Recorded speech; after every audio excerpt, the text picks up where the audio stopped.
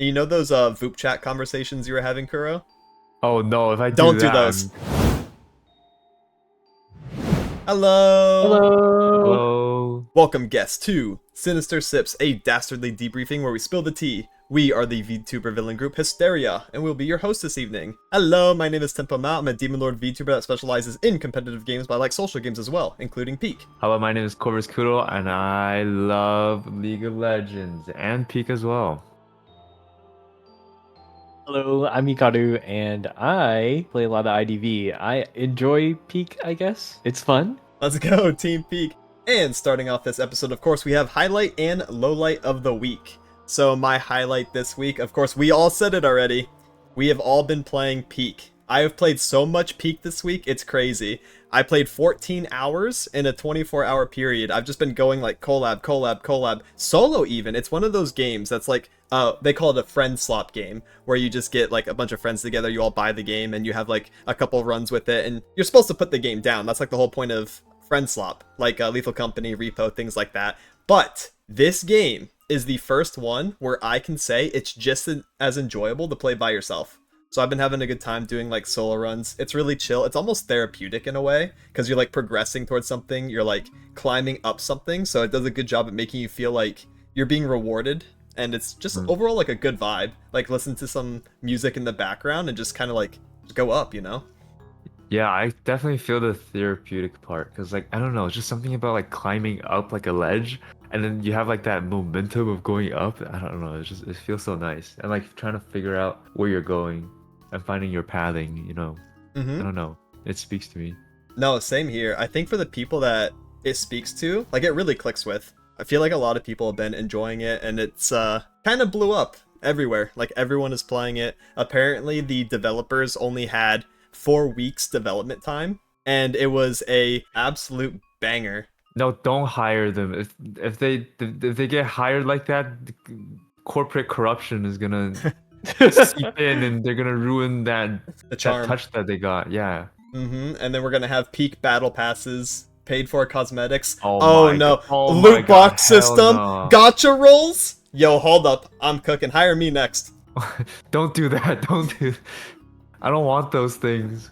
I think the game is so nice right now. Like you purchase it once, and then you get skins for completing achievements. I feel like not a lot of people do that, and it's like not a lot of games do that, and it feels nice. I agree. It feels Like like if they do a DLC, I'll buy it.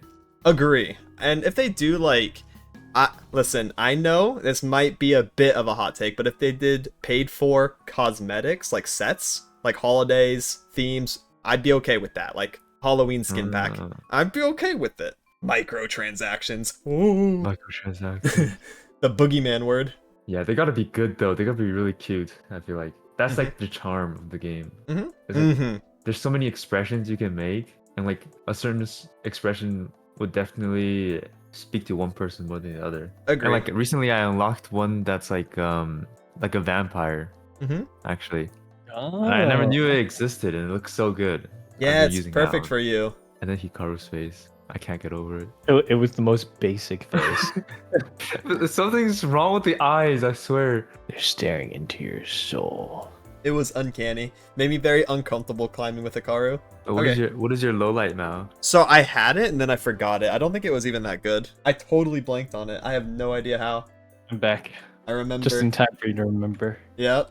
Here's the issue, is it might cause some beef. Okay. Yeah. Okay, he says, yeah, it's about Kuro. Oh, sheesh. I thought you said it wasn't related to us. It was. That was the thing I did. I said it had to do with you, but I don't remember what it was, because it wasn't Peak and it wasn't Left 4 Dead. And I was like, what else did we do this week? And then I remembered.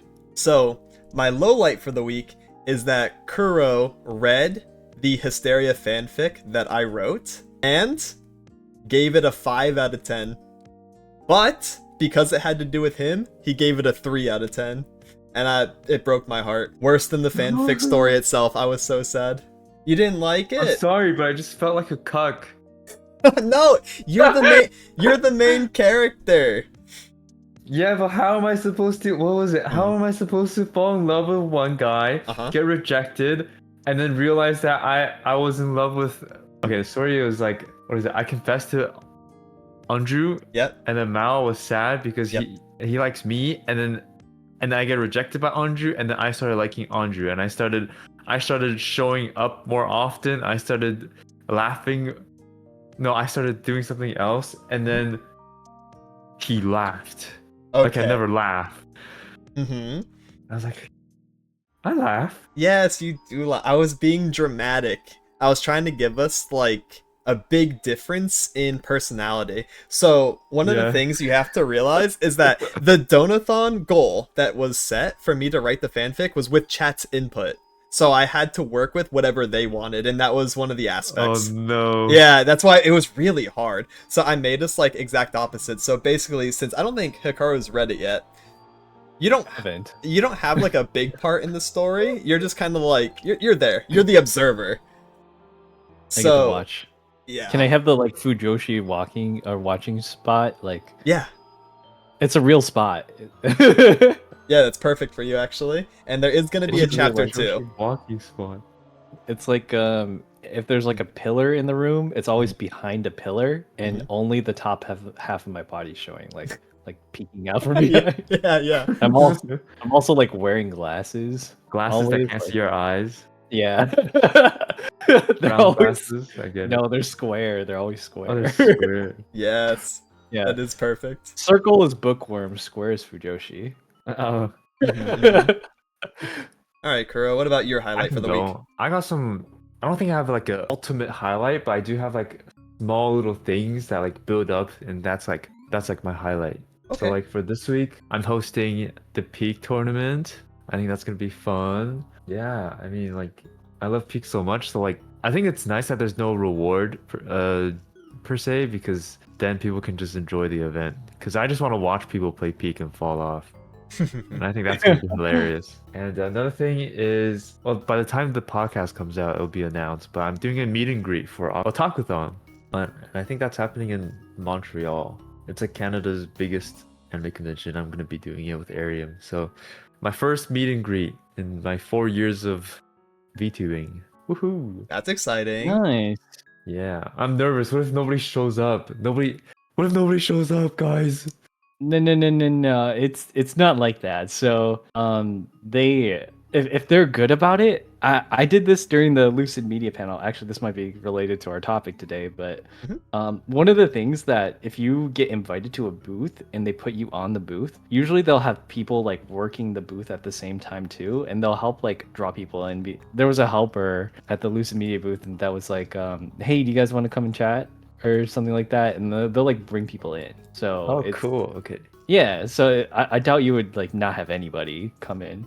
Did they wear headphones when you were doing your thing? Yeah, they did, and Okay. microphone too. Otherwise, the Ah. convention would be like way too loud. Like there's a huge room where there's like a artist alley, and then there's also another room where like there's all the companies. You were in that one. Yeah, there was one company that just had a huge screen, and they were on speaker basically. What the heck? Uh, It's just gonna it like was still- bleed it into was still everyone good. else's stuff, and they're just like yeah, I mean it wasn't like super loud, but anybody could still hear you if they were walking by.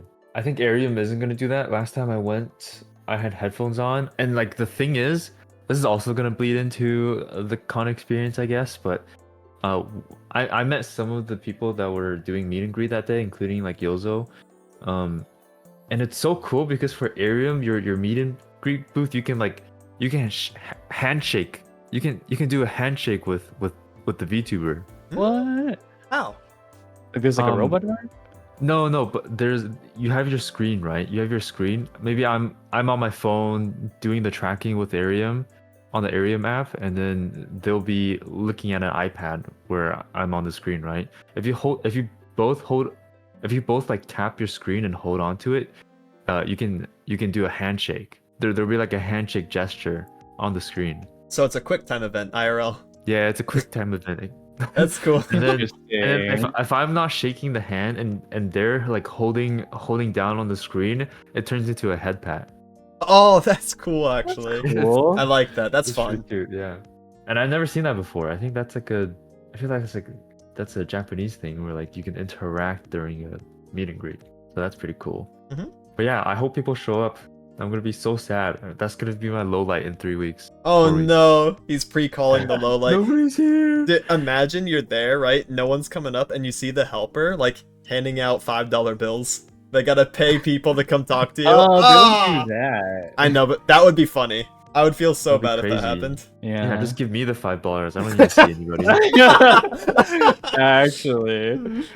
Yeah, it'll be fine though. Mhm, you got this. What you gotta get like your friends to come and say hi. That's true. Yeah. And you know those Voop chat conversations you were having, Kuro? Oh no, if I Don't do that, those.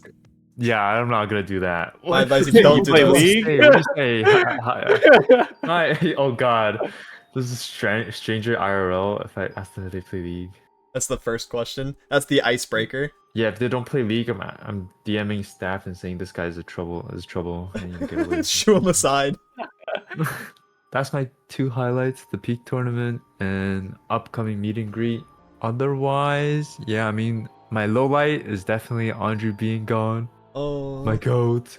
we miss him. It won't be the same. It won't be the same for a month. What do you mean? He's right there. Say something, Anju. Thanks, Andrew. You already make me feel better. But yeah, I mean, I'm looking forward to the D&D session still. I feel like it's a new dynamic now that Andrew is gone for a month. I feel like it's gonna be a lot more chaotic. Oh He's yeah. like the only good alignment in our group. Is he good alignment? Comparatively. Like, his moral compass is way higher than ours. I feel Oh, like yeah, we should go way back higher. and finish off the city that we broke the walls of. Oh. Let's just Wait, go finish why? them off. I don't know, just because we can. Let's So go they soul don't come harvesting. seeking revenge. That's right. It's just like how it works in Skyrim. If you like hurt someone or someone's livestock in the city, it's like, oh, bounty has been added to the city, right? But if you kill everyone in the city, the bounty goes away. Nobody will know. Exactly. So yeah, that's my week. Also, I ruined my sleep schedule. I woke up like GG. 30 minutes before podcast. No. There it is. Wait, The what? obligatory sleep schedule ruined. That was like an hour ago. It's Yeah, like he- 9 p.m. He woke up right before you got back. Yeah, That's crazy. it was like 7:30. Speaking on D&D though, you do realize that with Anju gone, you've been promoted to our single frontline. Yes? Oh lord. Think about that for a minute. I don't know if you understand the repercussions of Anju leaving. Yeah, we just leveled up too, so monsters are probably gonna be a lot harder. Our team comp is now very lopsided. I think it'll be fine. I mean, like, Take it. yeah, with our new powers are kind of absolutely bonkers. So mine especially. Yeah, you are like insane. You are like, you have a JoJo stand now. You have like Well, I mean, like, world-changing so- powers. Zoe said if you guys wanted more stuff, you guys can let her know. I mean, like, True. if you can think of something really sweet that you could do with your vampire stuff or your hell stuff. Yeah, I'll think of like Yeah. an ulti or something. I think that would be like the one thing I'd really want is a very powerful, like maybe one-time use attack. That way I'm not just only Eldritch Blasting, which is great. And that's what I signed up for when I picked Warlock. And it's good, reliable damage. It's damage every turn. It's nice. But like to have like that one key move, like if I just casted an ulti, I think that would tie my kit together. Yeah, like think of something like that. It's, I can't think of anything off the top of my head that would look like, but maybe tie that into your lore and stuff. Because I think like your lore stuff is like, well, your lore gets super interesting. Since Yeah. like a lot of stuff is going on. Actually, there's so much stuff to look forward to there. That's my highlight. My highlight was like our D&D. The ending to our session was really, really cool. I liked it a lot, and I had a lot of fun.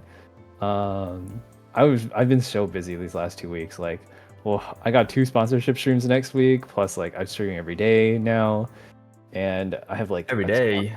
I have not taken a day off. Well, like, have you seen my last year's my Twitch recap for last year?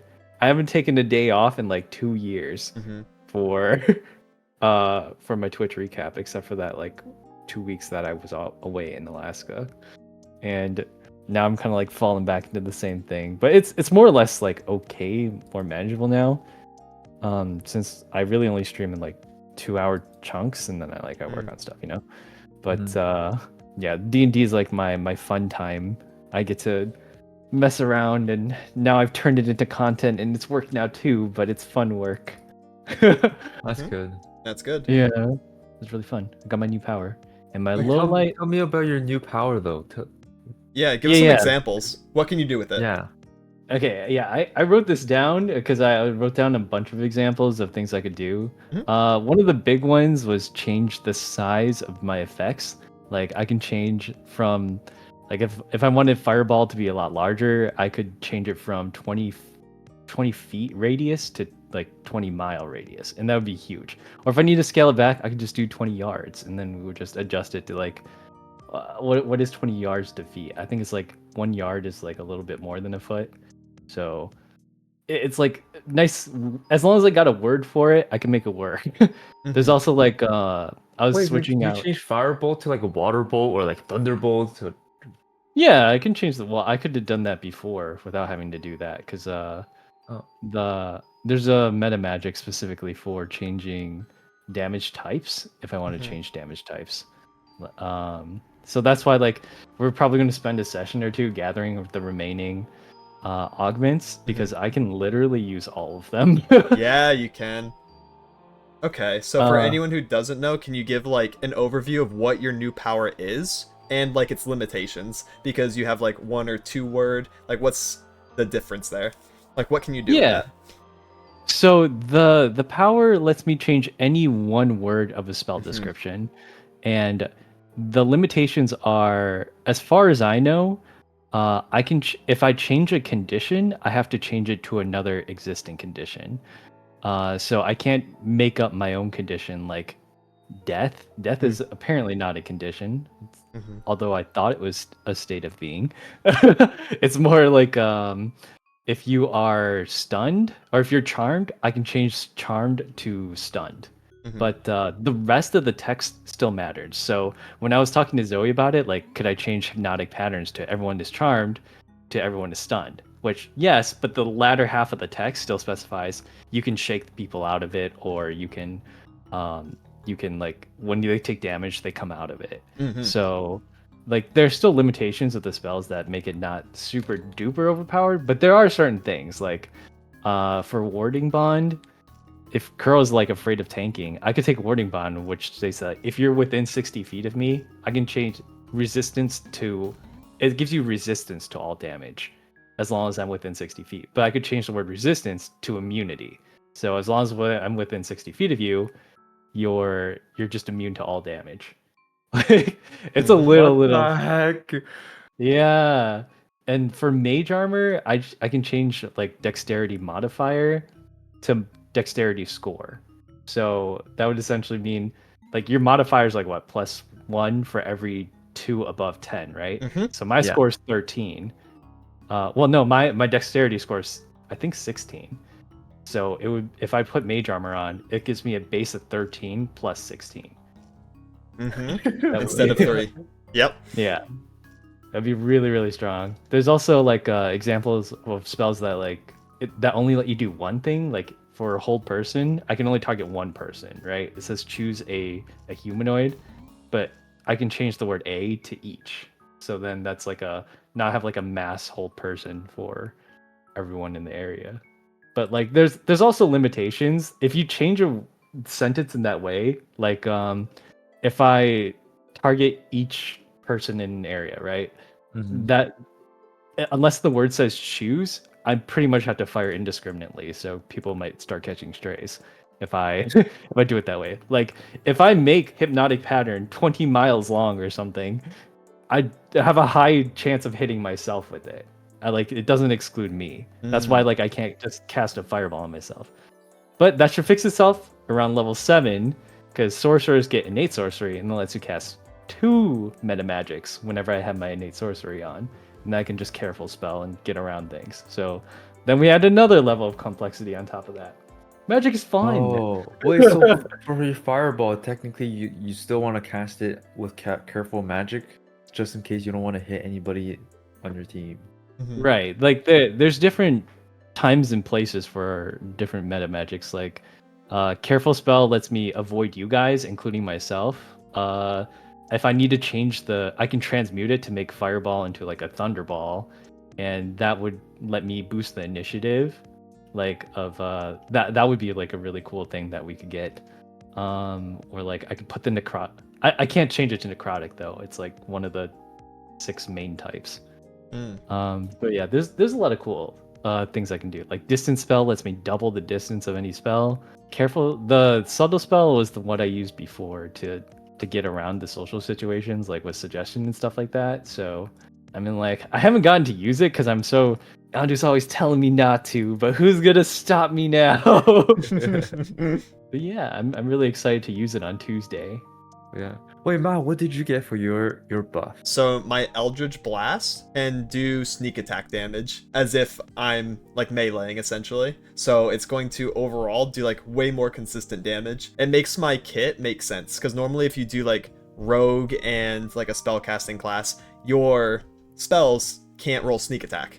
So I'm like, oh, can I just have that? That way it kind of makes my sneaky spellcasting type vibe like all come together. So I'm just gonna be chunking. What does that look like? So I have to care more about if I'm attacking at advantage because sneak attack applies to anything that I roll against at advantage. So I have to like bonus action hide or have an ally like in melee range of the enemy, and then I can come out, roll at advantage, and then I will get my hex d6, and then I'll also get my sneak attack, which is right now 2 more d6, but that scales as I get more points, like as we level up. So I'm basically just rolling a lot more dice consistently. Oh, so it's your Baja Blast plus 3d6? Yeah. Okay. Instead of just 1. Every single time? Every single one. Every single hit. Yep. So since I'm doing 2 Eldritch Blast a turn, that's 4d6, right? Yeah.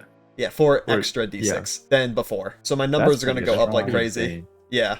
And then also if I get the Force Augment, which I do want, that's going to be an additional +2 on top of that. So I'm probably going to be hitting like 25 to 30 damage Baja Blasts while being really hard to pin down because the whole point of my kit is like mobility. And I love how me and Hikaru both kind of did kiting caster builds where if someone goes in melee range, you know, that's really annoying trying to cast spells at disadvantage. So Hikaru's like, boom, shocking grasp. Now I'm out of here to avoid the attack of opportunity. And I'm like, okay, scout, if they end their turn near me, I get 15 feet of movement without attack of op. And then I'm bonus action, like disengaging, I'm getting out of there too. Like, we're both so annoying to pin down, and I think that really works with like my character's playstyle. So I'm just gonna have so much damage output now on top of being impossible to actually hit. And it's actually really funny because I want to go into Rogue 5 because at Rogue 5 I get a passive called Uncanny Dodge, and it literally works like this. It says if an attack were to hit you that you can see, have the damage. That's it. Shit. Oh, all the time. All the time. So I will just basically gain resistance to everything. So I'm just gonna be so annoying. Yeah. I'm going to be so slippery. I'm like Fizz, but like ranged. I will always have troll pull. Yep. I'm gonna be so slippery, annoying, and stealthy, and then just casting 30 damage a turn, like at least minimal. Yeah. The thing is, if you take off your armor, I can give you mage armor too. Yeah, I think I want to do that. Remove my cloak, get your armor. Well, the cloak doesn't count as armor. Okay. Armor is only what you wear on yourself. Like a cloak goes on top of armor. Apparently. But the thing is, like, it only lasts 8 hours, and the way is always like if we were in a dungeon crawl or something, I could cast it before we go like out on a day. But it's gonna be weird because we don't have Andrew's ship anymore. Like, if Andrew's not around to drive the ship, how are we gonna get around? Like, that's got to be something we think about too. Yeah, it is. Yeah. We just got turbo nerfed. For low light, shoot, what's my low light? I had it and I also forgot it. Right, me and you both, Unk. We got the Alzheimer's memory. Did you remember yours yet? No, it's gone. I'm gonna remember it at like 4 in the morning, and then I'm gonna message here and be like, "Oh, that's what it was." Oh, I remember. Okay, so this was Lucky probably you. stupid stuff on my part, but I had a Factor 75 stream, which is like, it's a food sponsorship thing, and so if you guys want a Factor 75, make sure to use my code. There it is. But the thing is, I thought it was going to be like HelloFresh, so I organized it as a cooking stream. But Factor 75 stuff, it's like a pre-prepared microwave meal looking thing.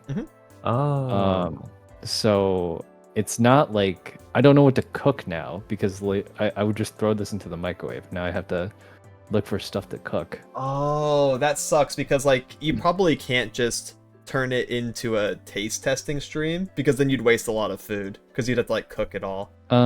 Yeah, they're like they literally look like the microwave meal stuff. Yeah. Like in a tray kind of thing. Mm-hmm. So I was thinking yeah, just do that instead if that was something that you'd be interested in. Because yeah, you can't really cook it. You throw it in the microwave, beep, boop, boop. But like you could do a taste testing. I think people would be interested in seeing that. Story time! I didn't get to go to a con recently, so I have a bit of an older story, but it's one I've told on stream before. It's really cool. It's an example of the extreme tempo luck that I have. It's like the best way to put it. So I was going to a panel. It was League of Legends themed, of course. I think it was like a quiz show or something like that, but they had a raffle at the end. So if you like stayed the whole time, you got to do the raffle. And it was cool because when you entered the room, they gave you a raffle ticket for free. And then they gave you an additional one if you were wearing something League of Legends related. Merch, things like that, something you got from the artist alley. Even if you had like a print with you. Like if you brought in something League of Legends related, you got a second raffle. So that was kind of lit. Really cool like little bonus for showing up. So I'm sitting in there, right? And they go through the quiz. People are playing. Very normal like con panel activities. At the end, they do the raffle. And they only have like, I think 6 things to raffle. So they go through like 2 or 3 of them. And then all of a sudden, I hear my number called. And I'm like, let's go! There's like about 100 people in there, maybe like 105. It's a pretty big panel room compared to usual. It wasn't like a stuffy closet one. It was pretty big. And there were people like watching the panel from outside the doorway too. And I think they were also participating in the raffle. So it was packed. So...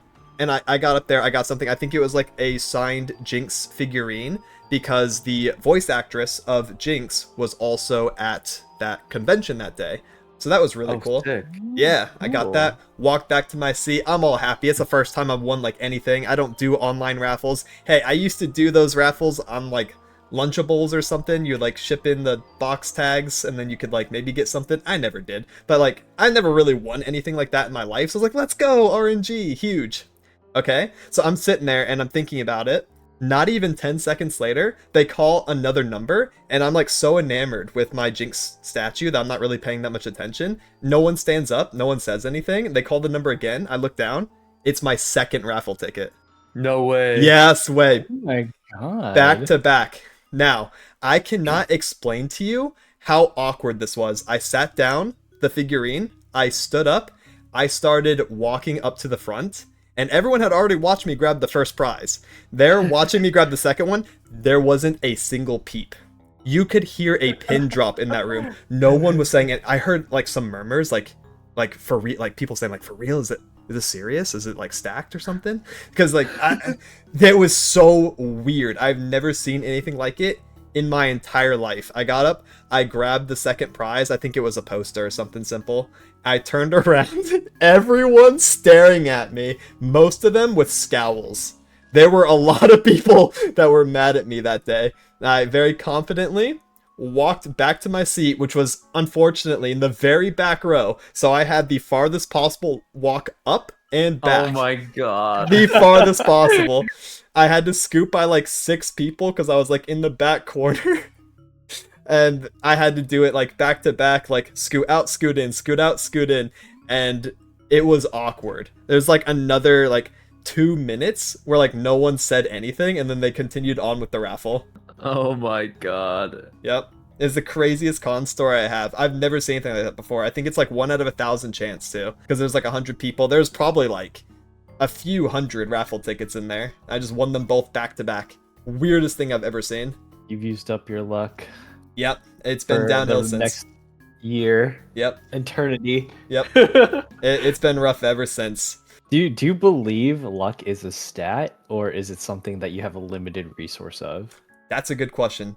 It's probably a stat because I don't think I used up like too much. I have this thing, right? And luck can be perceived a couple different ways. I think what I have personally is really extreme luck. And that can be good or bad depending on the situation, but it's like the lowest possible chance thing at happening at like any one time will happen to me.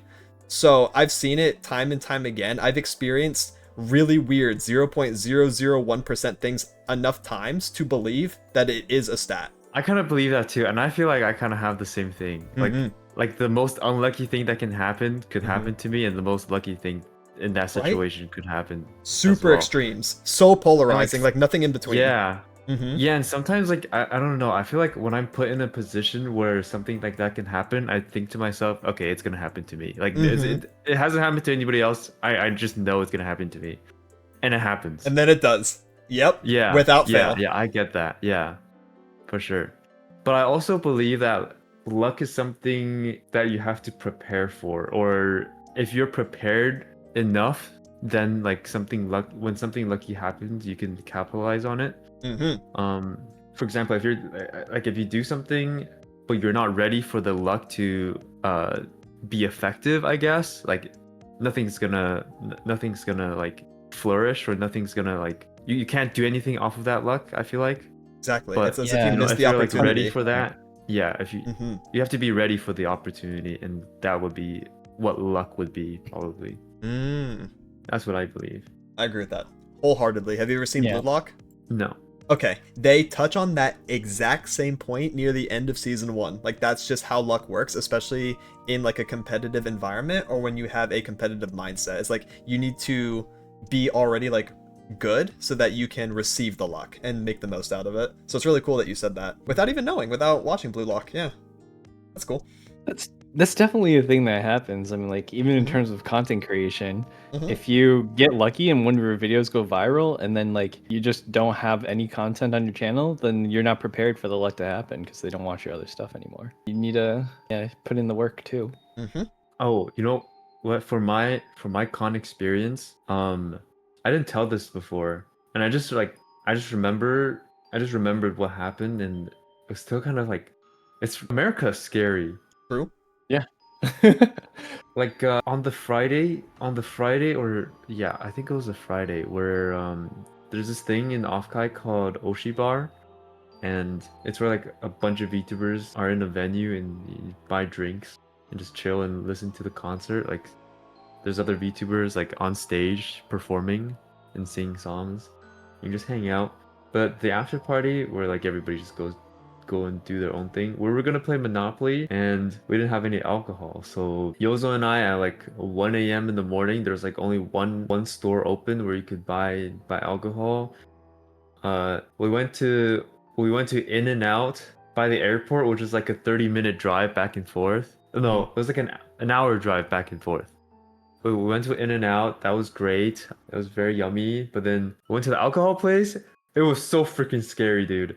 Like, I've never been so scared of like in my life. Like I had to puff up my chest, and like I had to like, I don't know, I had to like perform fake aura in case like somebody walked up to me and do some shady stuff. I feel like, because like there were like drunk people, there was like, I don't know, just people like that were pretty sketchy, and there was like police car showed up afterwards, and I felt more safe after that. But like before then, it was like, God, like I would never be here at 1:30 a.m. ever, like in my life, unless I was like with somebody else. But like Yozo was driving, so we went there. I bought the alcohol, but like taking out cash from my wallet just felt like I was gonna get robbed. I don't know. This might just be me, but aren't like all cities like that? Yeah, you have like the really gentrified city, like middle of the city, and then you have like the outskirts of the city, which are generally because I think I was in the outskirts. Because there's no like big buildings or anything. Okay, so for my con experience, I guess I should talk about like the very first time I've ever went to a con. It was YomaCon, and I just turned 18, and this was like a long time ago. But I went to see what all the I finally got to see, or like well, no, I've been to a con before that, but like when I turned 18, that was the first time I went. And I think one of the first ones I went to, like the first panels, is like, I want to see what all the cool 18 plus panels are about. And it was like, they're actually pretty lame. Like, I thought it was going to be like, oh my God, this is where all the cool kids are hanging out, right? Like, no. Nope. This is where all the like edgy degenerates hang out. Yep. And I was like, oh my God, it was like, like bingo, anime bingo after dark or something. I think that's what it was. And then they forgot the bingo cards. And then so what they were doing is like I walked in for the very first part and the panel's already started. They were passing around a microphone and just saying swear words into it. And I was like, what is going on? Like, this is the stupidest thing I've ever seen. And then that like completely ruined my perception of panels. Like I just don't go to cons for like fan run panels anymore. I get that some of them can be really cool if they're done well, but like for bigger cons, obviously they screen them more. For smaller cons, sometimes they're just a little too like they'll take anybody. There's a little niche, like Yeah, not anybody Especially can 18+ just walk ones. in. Yeah. but like I think my best experience though is the Annie song World Matsuri. Like this was right before COVID. I got to see Yuki Kajiura live, and that was like best moment I've ever been to for a convention. Like if we're going to a convention, go for the concerts. That's my biggest recommendation. Unless like I didn't really want to go to the Hololive one because like I'm not saying Hololive sucks or anything, but it's just like for music and stuff, I like different kinds of music, and I like anime music, you know. And Yeah. Hololive is great. They have Hololive music, but it's just not what I want to listen to. And especially like a virtual concert. This might be a hot take on my part, but if it's a virtual concert, I feel like I'd rather just watch it at home. I don't know. That's just me. But it was Yuki Kajiura performing live at Annie Song, World Matsuri, and she played like all the Sword Art theme songs and the Fate theme songs, and then the Madoka theme songs. And I was like, this is the best moment of my life. Shed tears of joy. It was so great. Yeah, That's so cool. that is. Yeah. I hope to see something like really cool again. Like at Anime NYC, I don't know who's playing like a virtual concert. I don't know. I don't really care for the virtual concert, you know? Mhm. Oh, 30 years of Evangelion. Yoko Takahashi. I remember. I was there for their 20th year. That's so funny. That was literally 10 years ago. They Back in sang my their theme day. song. Yeah, back in my day, she came on stage in the like some kind of Power Ranger looking outfit, and she sang the opening theme song and got 6 encores. So she just kept singing the theme song because that's the only song she sang. Like, it's the most iconic song of like the anime generation, and I was It like, is. okay, I'm down for it. And she just kept going and going and going. I was like, yes, more, more. It was so fun. I loved it. I kind of want to go, but I think there's sold out seats already. Oh, I know. Oh, they're on a wait list? Mm, Cringe. yeah. In my experience, waitlist usually means not gonna happen. Yeah, I wish they did it where whenever you're on a wait list, you can see how many people are ahead of you. Because usually, like, if you have a week's time and there's like 50 people ahead of you, you still have time. But if it's like over that, it's like You're Just cooked. tell me to give up hope, man. Yeah. Exactly. Like you Not just to don't mention, know. like, some of them are like scalpers, That's true too. which like double sucks, and I hate scalpers. Oh yeah. Like, no matter how hard conventions try to get rid of them, they're always there. Mm-hmm. Especially for the concert tickets. Mm-hmm. yeah, I wish I knew somebody that could like code in a bot that just instantly buys the ticket for you. Just Scalpers do probably it would. Scalping! Yeah, Yeah. I think scalpers would be able to do that for you, Kuro. Yeah, I want to know a scalper like personally. That's crazy. Is that a bad take? No, that's a good take. No, I agree. I think that'd be a nice system to have, like, as long as it's not abused, of course. Yeah, like it sucks that it happens, but it happens, so might as well jump on the train. Okay, that's in this how. context. Yeah, I yeah. don't In know this what other context, yeah. because out of context, that means AOE scalping is on the menu, boys. And that's it for this one. Thank you so much for watching. Where can we find each of us? You can find me at tempomaou on all platforms. You can find me at corvuskuro on all platforms as well. Thank you, Andrew. And you can find me at Hikaru VTuber on Twitter or Hikaru_kun on Twitch. See you next time for another episode. Tell your friends and make sure to stop by for more topics and fun segments that you can engage with. See you next time. Bye-bye. Bye bye.